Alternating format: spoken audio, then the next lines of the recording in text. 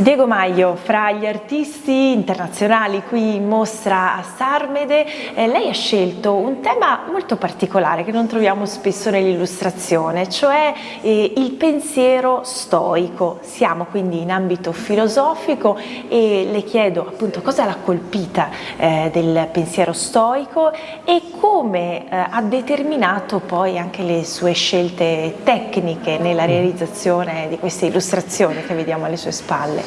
El libro fue un encargo de la editorial, ¿vale? Que en esta colección está enfocada en filosofía, Pensamiento Ilustrado se llama, de la editorial Alma, y este libro tenía total libertad para abordarlo tanto a nivel conceptual como a nivel gráfico, ¿vale?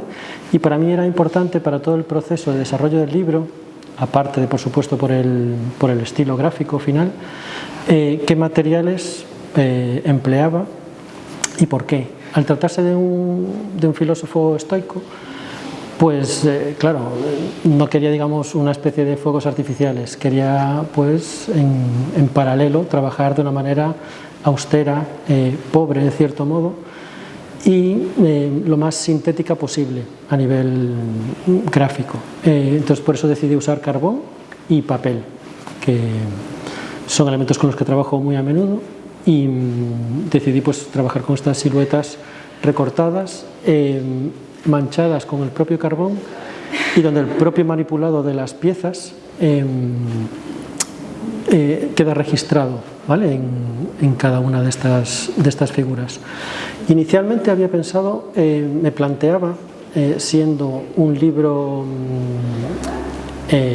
muy antiguo, pero por otro lado vigente en la actualidad, con un título que es Manual de Vida, cómo abordarlo, es decir, generar una escenografía, por decir algo, antigua, contemporánea o realmente en un espacio atemporal. Finalmente es lo que decidí, desligarme de cualquier entorno que pudiese definir un espacio temporal y focalizarme en lo esencial, en este caso el cuerpo. Incluso inicialmente había pensado trabajar únicamente con las manos, que aparecen en algunas de las ilustraciones. Finalmente decidí pues, el cuerpo y el lenguaje corporal como elementos fundamentales del desarrollo de las ilustraciones.